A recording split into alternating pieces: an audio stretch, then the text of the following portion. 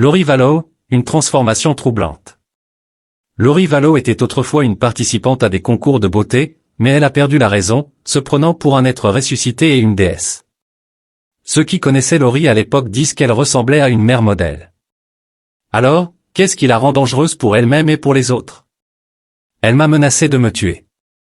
Nous nous réunissons en tant que saints, en tant que frères et sœurs, pour nous préparer au second avènement du Christ. Elle vous a menacé de vous tuer? Oui, 6 mois plus tard, Val a été abattu et tué. La police a trouvé un homme avec une blessure par balle, qui a été déclaré mort plus tard. C'est le premier décès qui a déclenché ce mystère multi-État. À l'intérieur, se trouvait le mari de Laurie Vallow, mort sur le sol du salon. Que s'est-il passé ce jour-là? Comment en est-on arrivé là? Elle a dit, tu n'es pas Charles. Je ne sais pas qui tu es ni ce que tu as fait de Charles, mais je peux te tuer maintenant avec mes pouvoirs. Comment représente-t-elle une menace pour vos enfants? Laurie, où sont vos enfants? Pas de commentaires. Ils sont portés disparus depuis 4 mois, vous n'avez rien à dire maintenant? Laurie Vallow semble être quelqu'un d'autre. Elle a 2 enfants disparus, Gigi Vallow et Tilly Ryan. Je ne sais pas ce qu'elle va leur faire. Je ne sais pas si elle va fuir avec eux ou leur faire du mal. Très bien, cette maison, celle avec les lumières clignotantes, juste là. Les voitures sont toutes allumées, je ne sais pas où ils sont. Mon Dieu, tout a commencé le 31 janvier 2019, quand Charles Vallow était encore en vie et venait de rentrer d'un voyage d'affaires pour découvrir qu'il était enfermé hors de sa propre maison, sans aucun signe de sa femme Laurie ni de ses enfants, Gigi et Tilly. Sa voiture avait également disparu et une grosse somme d'argent avait été retirée de son compte bancaire. Pour obtenir des réponses, il a appelé le 911. Que se passe-t-il ce soir? Je ne peux pas joindre nos enfants. Quel âge ont vos enfants? 6 ans et demi et 16 ans. Elle a perdu la tête, comment dire, elle pense qu'elle est un être ressuscité et une déesse. Elle parle de l'arrivée des 144 000. Jésus revient l'année prochaine, alors qu'est-ce qui la rend dangereuse pour elle-même et pour les autres? Elle m'a menacé de me tuer. Elle m'a menacé de vous tuer? Oui, elle a dit, tu n'es pas Charles, je ne sais pas qui tu es ni ce que tu as fait de Charles, mais je peux te tuer maintenant avec mes pouvoirs. Est-ce récent ou cela dure-t-il depuis longtemps? Cela dure depuis environ 4 ou 5 ans, mais ça s'est vraiment aggravé ces derniers temps. Elle va au temple tous les jours et parle avec Moroni et Jésus-Christ. Ces derniers jours, elle a dit, tu n'es pas Charles, tu es Nick Schneider. Selon Laurie, Nick Schneider est un esprit maléfique qui a possédé le corps de Charles, et il croyait que ses menaces contre sa vie étaient très réelles. Ces dernières années, elle est devenue obsédée par les enseignements d'un homme nommé Chad Debel, un homme bien connu pour écrire dogmatiquement et enseigner ses pensées sur la fin des temps, le second avènement du Christ et d'autres concepts plus uniques comme les esprits maléfiques et les zombies. Chad et Laurie étaient également membres de Preparing a People, une secte qui se préparait à la seconde venue de Jésus-Christ et à la fin du monde tel que nous le connaissons. Laurie croyait également qu'elle faisait partie des 144 000, un groupe de grands prêtres qui administreront l'évangile éternel au monde à sa fin. Elle croyait également que chaque être humain se situait sur une échelle entre la lumière et l'obscurité, et plus l'esprit de quelqu'un était sombre, plus il représentait un danger pour elle et ses croyances. Laurie était tellement impliquée dans cette nouvelle croyance religieuse que Charles était devenu inquiet non seulement pour lui-même mais aussi pour leurs 2 enfants. Elle m'a dit, Charles, tes affaires sont parties, tu n'es pas Charles, tes affaires sont parties. Je ne sais pas ce que cela signifie. Et depuis combien de temps essayez-vous de contacter les enfants? Depuis hier. Comment représente-t-elle une menace pour vos enfants? Je ne sais pas ce qu'elle va leur faire. Je ne sais pas si elle va fuir avec eux ou leur faire du mal. Aujourd'hui, elle a dit, venez prendre les enfants, je me fiche de ce qui leur arrive, je veux juste voir mes garçons. Laurie avait reçu un ordre de garde d'urgence. Un ordre de garde peut être obtenu après qu'un parent n'a pas livré un enfant à l'autre parent. Comme Charles n'avait pas eu de nouvelles de ses enfants depuis plusieurs jours, il a estimé qu'il n'avait pas d'autre choix que de prendre des mesures. Les policiers ont alors aidé Charles à retourner à la maison, mais il était trop tard, car Laurie et les enfants étaient partis. Le lendemain matin, Charles a de nouveau appelé le 911, cette fois pour les diriger vers un hôtel à Gilbert, en Arizona, où il croyait que Laurie se cachait avec Gigi et Tilly. Cette fois, cependant, Charles avait réussi à obtenir une demande d'évaluation en santé mentale d'urgence, une note qui exigerait que Laurie se rende dans un établissement de santé mentale pour une évaluation. Que se passe-t-il? Pourquoi est-elle ici et vous n'êtes pas ici? Ou restez-vous ici avec elle? Longue histoire, elle a eu une sorte de... J'ai essayé de soutenir autant que je pouvais, mais ça s'est vraiment, vraiment mal passé, comme si elle avait une rupture.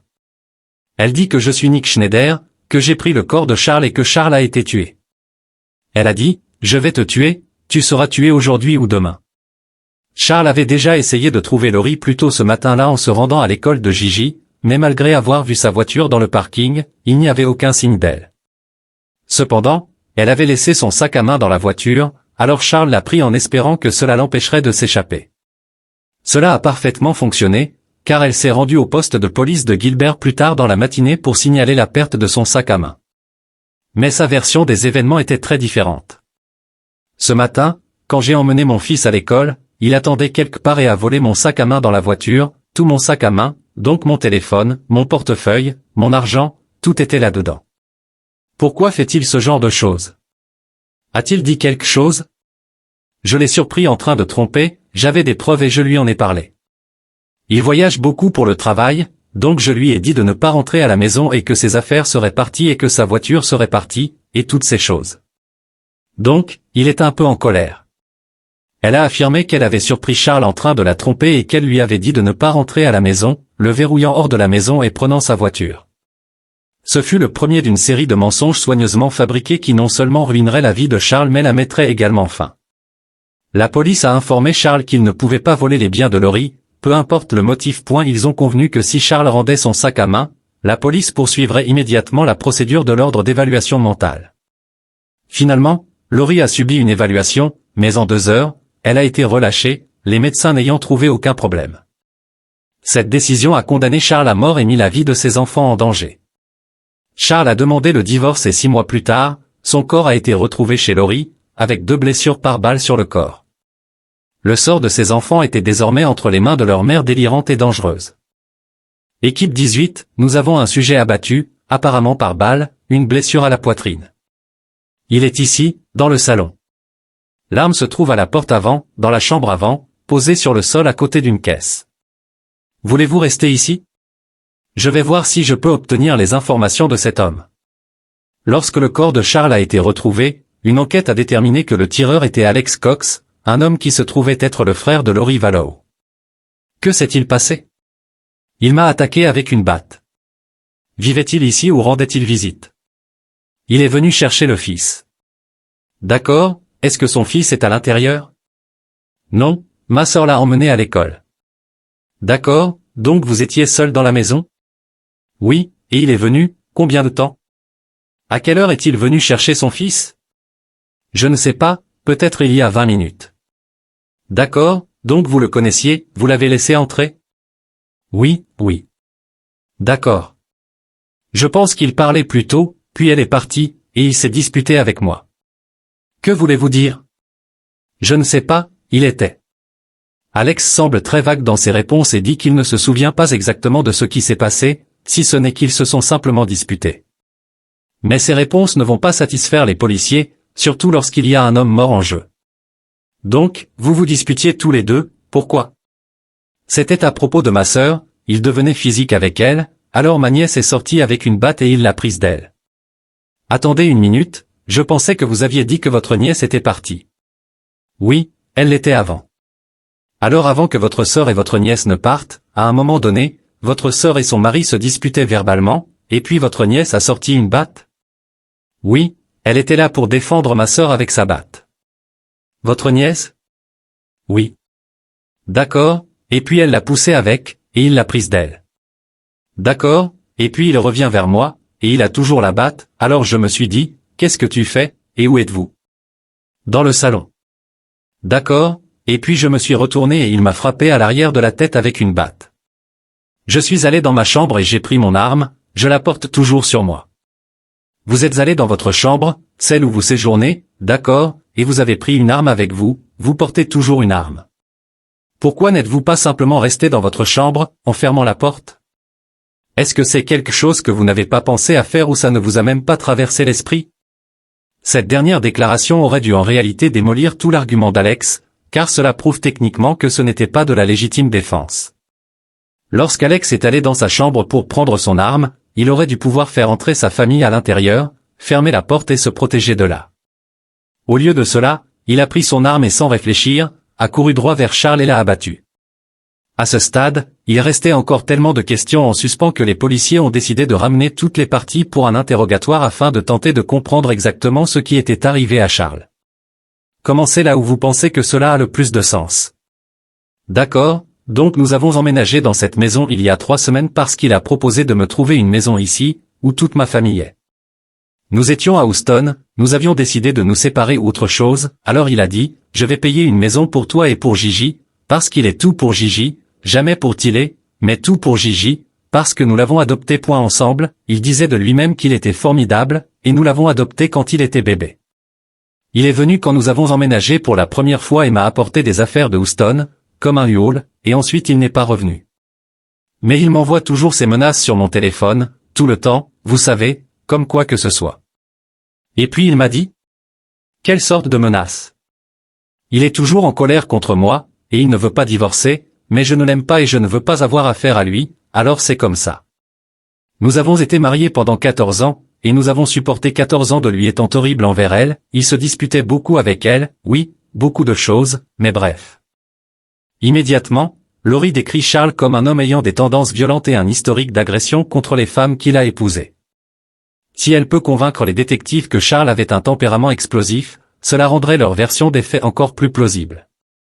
Il est retourné à la maison de Houston et il a dit, je viens mercredi soir, et je vais venir chercher Gigi pour l'emmener à l'école jeudi, le chercher jeudi, l'emmener vendredi, peu importe.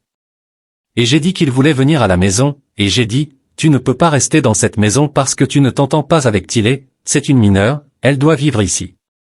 Oui, alors il se dispute beaucoup avec elle, d'accord, et elle déteste ça, alors j'ai dit, tu ne peux pas rester dans la maison, donc je vais te réserver un hôtel.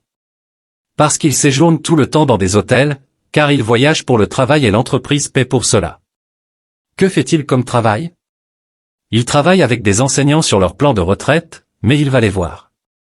Mais il travaille principalement en Californie, il a des carnets de commandes dans différentes régions, donc il va où il veut. Cela lui donne une certaine liberté, il n'a pas à rester à la maison tous les jours et à s'occuper des affaires sociales. C'est juste une excuse, n'est-ce pas ? Il est venu le matin et il a frappé à la porte, j'ai dit, oh super, le voilà. Étage Gigi a dit, oh papa, et puis il a dit, maman, et il a couru vers moi en me tenant. Il a dit, tu ne vas pas m'emmener à l'école. Et j'ai dit, ce n'est pas grave, papa peut juste te conduire à l'école, ce n'est pas un problème. Vous savez, j'essayais de rendre la situation calme. Et puis, il était juste très moqueur et vraiment désagréable avec moi. J'étais comme, je l'ignorais, peu importe. Et donc ? Votre frère vit-il avec vous ? Non, il était resté avec moi la nuit dernière parce que j'étais inquiète qu'il vienne et cause des problèmes avec moi, je voulais juste que quelqu'un d'autre soit là, comme mon frère, car je fais confiance à mon frère. Ils ont prétendu que c'était de la légitime défense que Charles avait été tué, et à mesure que les policiers continuaient à interroger Lori, ils commençaient à y croire de plus en plus. Il est devenu fou contre nous plusieurs fois. Tilly et moi avons dû prendre Gigi au cours des années, probablement 5 fois, et rester dans un hôtel pendant 2 jours parce qu'on ne sait jamais ce qui va le faire exploser. Elle est en colère contre moi pour toujours revenir, mais nous avons Gigi et il a des besoins spéciaux, et c'est vraiment difficile, c'est même difficile de s'occuper de lui seul. Donc, vous pensiez, et je ne veux pas mettre des mots dans votre bouche, mais, vous pensiez qu'il était possible qu'il vous fasse du mal. Absolument, il allait me faire du mal à moi et à Tilly. D'accord, pas à Gigi, il ne ferait jamais de mal à Gigi. D'accord, et il a blessé mon frère, comme il était comme en train de devenir fou à propos de cela, c'était. D'accord. Un mari en colère qui perd son sang-froid pendant un divorce n'est pas rare, et les couples en conflit en viennent souvent aux mains, rendant son histoire de plus en plus convaincante. Mais selon l'ex-femme de Charles, Cheryl, ce n'était pas l'homme qu'elle connaissait. Elle dit qu'ils ont été mariés et divorcés, et pas une seule fois, pas une seule seconde, il n'a jamais été physiquement menaçant envers moi. Ce qui contredit directement ce que Lori dit.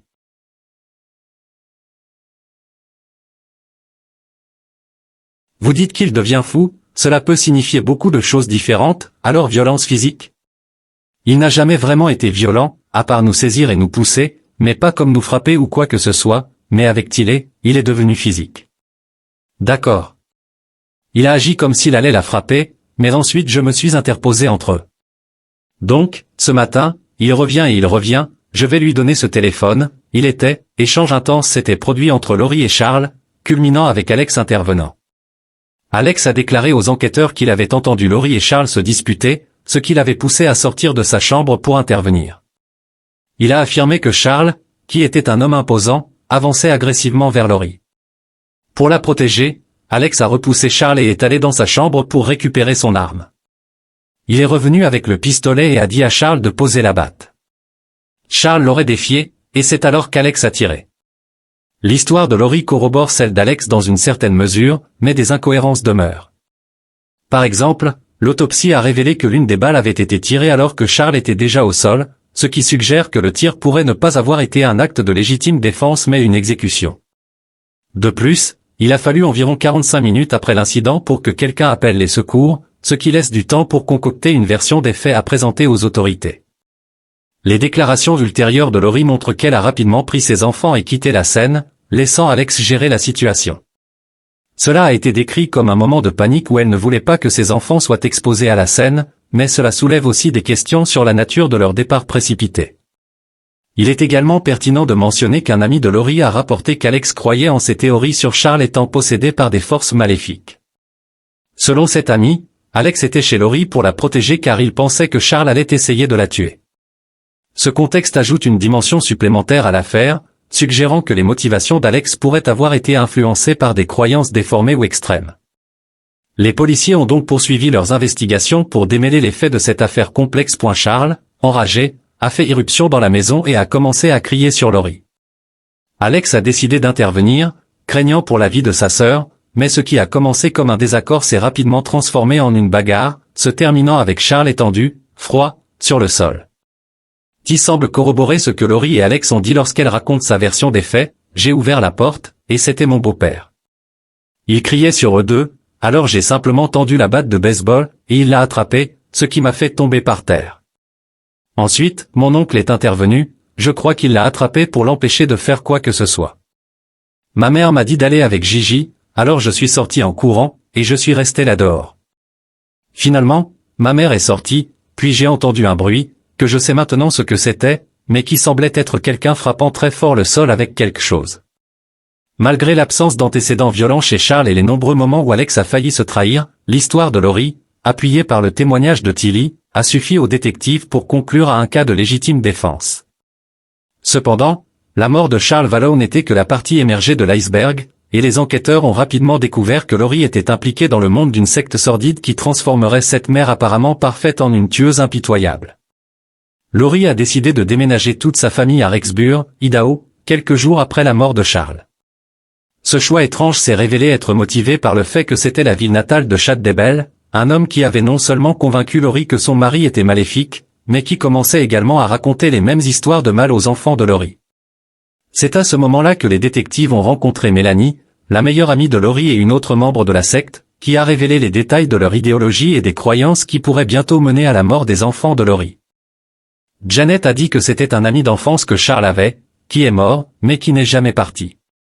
C'était un esprit nonchalant piégé sur terre, qui s'était attaché à lui pendant des années et l'étudiait, observant ses comportements, etc. Et puis il a chassé l'esprit de Charles hors de son corps et a pris le contrôle. C'est ce qu'il a dit. Alors, elle croyait que Charles était parti, qu'il n'était plus là, et elle le traitait comme un combattant en exil. C'est extrêmement déroutant, mais cela nous donne un aperçu direct de ce que Laurie croyait à propos de sa propre famille. Apparemment, elle pensait que Charles était possédé par un esprit sombre et qu'à ce moment-là, il était déjà parti. Le problème, c'est qu'elle pensait la même chose de ses enfants. Charles les avait corrompus et ils étaient devenus des zombies. Laurie a commencé à dire à ses amis que le comportement de son fils Gigi avait changé et qu'il avait commencé à lui dire qu'il aimait Satan, devenant également plus perturbateur à la maison. Si la police avait écouté les préoccupations de Charles et avait pris de plus près en compte le comportement de Laurie, les événements tragiques qui ont suivi auraient peut-être pu être évités. Charles Vallow, en craignant pour la vie de Gigi et T, aurait pu prévenir la série d'événements tragiques qui ont suivi. Quelques jours après leur déménagement à Rexburg, Laurie, Alex, Gigi et T ont visité le parc Yellowstone. C'était la dernière fois que quelqu'un a vu T en vie.